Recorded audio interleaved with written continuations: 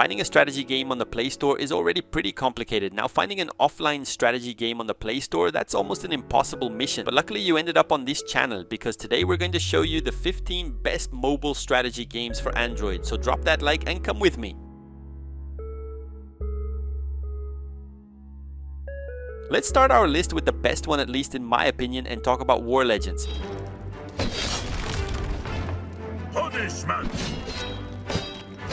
Without a doubt, this game is perfect if you enjoy RTS games because it follows that classic formula. As you can probably notice, it's heavily inspired by Warcraft 3. The game sticks to the traditional structure that fans of the genre love. Resource gathering, you need to manage workers to mine gold and collect wood. Base building, you must plan where to place barracks, defensive towers, and farms. Unit control, you command each unit individually or in groups, allowing attacks, retreats, and sieges. The setting is a medieval fantasy world divided into two major alliances, Light and Darkness, with a total of 6 different races including humans and orcs and their variations. You can play both the full campaign mode and the battle mode completely offline, and because this is a real RTS, it's more challenging than the average mobile game. If you've never played Warcraft on PC before, the tutorial will be essential.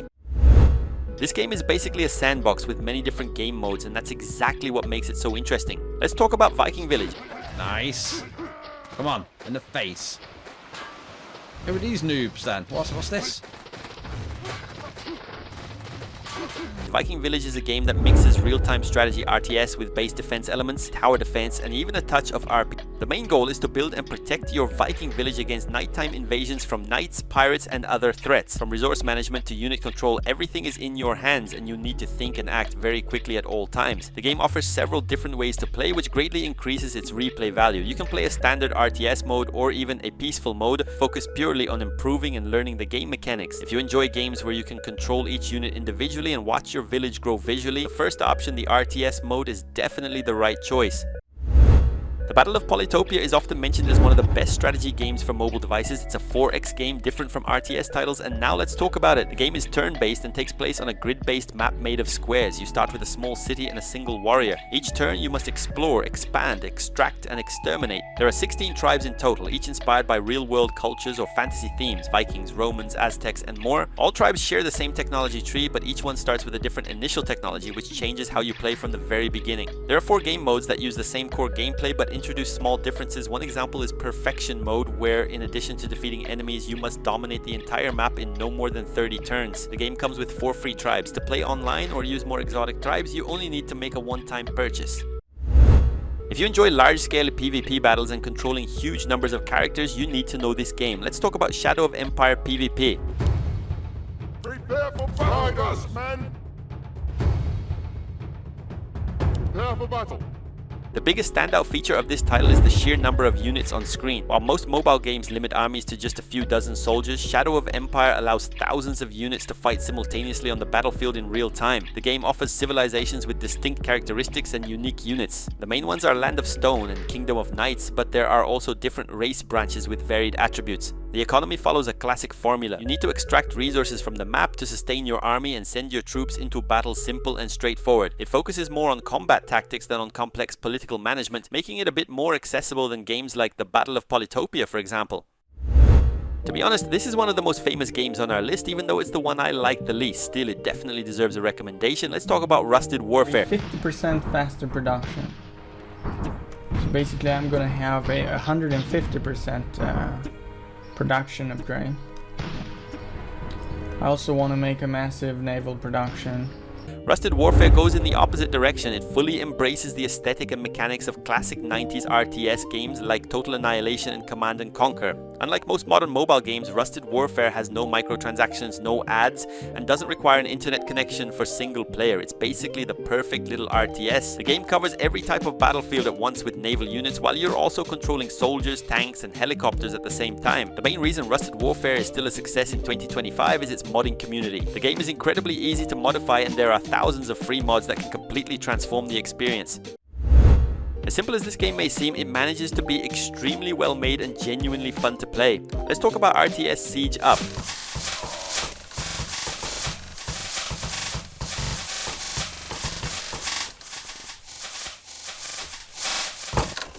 You need to manage workers to collect food, wood, metal and gold all very quickly because the game maps are usually quite small. To invade well-defended enemy bases, you'll need to build catapults and battering rams since regular units struggle to break through stone walls. Even with its simple look, the game offers a level of micromanagement that's rare on mobile. It delivers the same unit control found in larger RTS games but in a more accessible and streamlined way. It also features a very powerful map editor allowing you to create entire missions with dialogues and triggers. You can download and play thousands of maps created by other players directly inside the game.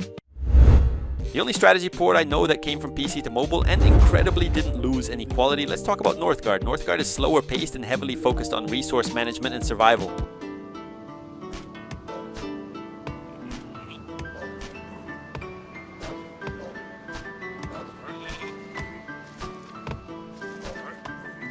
Honestly, I'd even classify it as a survival game as much as an RTS. Winter is your biggest enemy. Every few minutes winter arrives. During this period, your food production drops sharply while firewood consumption increases, so you need to plan very carefully. Instead of training individual units like 10 villagers, the game uses an automatic population system. New villagers are born over time and you simply drag them to a building to assign their role. If that sounds confusing, don't worry, the game does have real battles, including an online mode, even though it's a paid game on the Playstore. Online supports up to 3 versus 3 matches where the game turns into a classic RTS. Because it's a heavy PC port, it requires a mid to high end smartphone to run smoothly, but it's absolutely worth it. Nomadic Conquest follows a very different path from the traditional RTS games we talked about earlier. I'd say it's a minimalist RTS, and let's talk about it now. While most strategy games focus on building a fixed base with stone walls, in Nomadic Conquest you lead nomadic tribes, where both your base and your characters are constantly on the move. Aesthetically, I think it looks a lot like Age of Empires, especially in the way the characters move and even in some of the buildings you can construct. Unlike the more detailed visual style of NORTHGARD, Nomadic Conquest goes for a cleaner and more geometric art style. As I mentioned at the beginning, the game clearly tries to draw inspiration from Age of Empires, but in a much simpler way. It's interesting, but it feels like something is missing to make the experience truly stand out. The only game on our list that truly mixes tower defense with RTS in a very interesting and well-known way. Let's talk about Nightfall Kingdom Frontier. The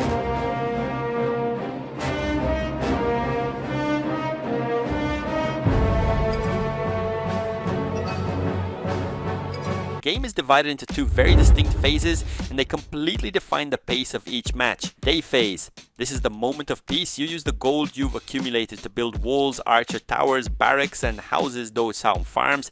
The idea is to create a prosperous settlement that attracts citizens, generating even more gold. Night phase. This is when the monster hordes attack. Unlike traditional tower defense games where you just watch, here you control your hero directly on the battlefield, fighting alongside your defenses. One of the biggest challenges in Nightfall is that gold is always scarce, or each map has a limited number of waves and your goal is to survive all of them to progress through the campaign. It's definitely much more of a tower defense than a pure RTS, but I'm sure this is one of those games that will completely hook you.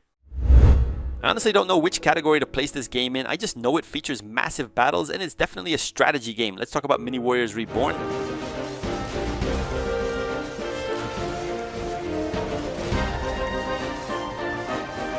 The game is famous for putting thousands of units fighting simultaneously on screen. It's a real visual spectacle to watch hundreds of tiny soldiers colliding in real time. You don't control each soldier during combat. Your role is all about pre-battle planning, choosing which heroes to use, positioning your troops on the board, and deciding the formations. Once the battle starts, you simply watch your strategy play out. The heart of the game is its hero collection system. There are more than 100 heroes, including mythological figures like Odin and Sun Wukong. While researching the game, I found out that it originally started as an old PC browser game. What we have now is a much improved version with better visuals and a far larger roster of characters.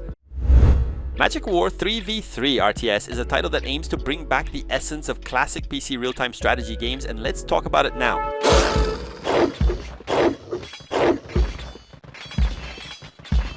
Mona.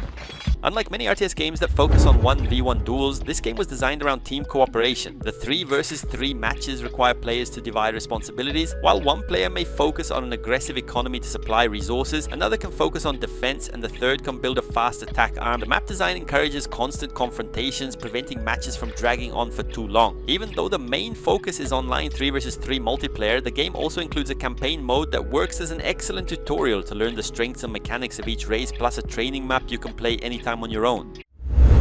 Now imagine a strategy game where you don't need to destroy the enemy, you just need to protect your villages. Let's talk about Little Village. Unlike traditional RTS games where you create anonymous soldiers, in Little Village you take care of individual people. Each villager has skills that improve as they work. They can become better farmers, cooks, or builders over time. You need to make sure they have a place to sleep, food to eat, with multiple recipes and resource chains, and that they stay happy so the village can continue to grow. You start with just one settler and gradually attract more as you meet demands and improve the settlement's quality of life. The focus isn't on destroying your neighbor, but on surviving nature and managing resources. In fact, it might be even harder to stay alive than in a classic RTS. When this type of game has been gaining a lot of popularity lately, it's truly a 2D strategy game, so let's talk about Kingdom New Lands. Unlike every other game on this list, you don't give direct orders. You control only the king or queen riding a horse, and your only interaction with the world is throwing coins. Everything in the game is solved with gold, just like in real life. You toss a coin to a beggar and they become a citizen. That citizen can then be turned into a builder assigned to defend the kingdom or used to build walls, for example. Of course, at night, monsters emerge from portals to attack your kingdom. Their goal isn't to kill you, but to steal your crown. If they take it, the game is over, and I'd say this game can feel a bit confusing at first, but once you understand how it works, it becomes highly addictive. Possibly the newest game on our list, released just this year. Let's talk about INKVASION. The visuals are its biggest highlight. Everything in the game, units, buildings, and even the environment looks like it was hand-drawn with a pen, and it's genuinely impressive. INKVASION is a fast-paced RTS. It removes unnecessary complexity to focus purely on action. Selecting troops and sending them into battle is extremely easy, making it perfect for quick matches lasting 5 to 10 minutes. At first it may feel like a tower defense game, but once you unlock the full game, it becomes clear that it's much more than just defending your kingdom from dogs or demons that constantly attack your village. The game is fast, dynamic, and ideal for anyone who doesn't want to spend too much time but still enjoys intense and aggressive strategic combat. Let's finish this list with another well-known title, fully offline and paid. Let's talk about Iron Marine. Time for an extra punch. Charge! Iron Marines takes the classic RTS formula and transforms it into a science fiction RTS that feels like a mix of StarCraft and a high-quality animated cartoon. Unlike Rusted Warfare, where you manage hundreds of units, in Iron Marines you command small squads of elite troops, making every decision feel more tactical and personal. One of the coolest mechanics is the ability to change a unit's role in the middle of battle. Your Marines can instantly switch into snipers or flamethrower units, depending on the enemy you're facing. The campaign itself offers multiple gameplay styles, from missions that feel like tower defense to more classic RTS scenarios, and honestly, it's probably one of the most polished and well-established RTS games on mobile to this day. That's it for the list. If you love strategy games on mobile, you'll definitely find something here. Leave a like, subscribe, and tell me in the comments which one you enjoyed the most.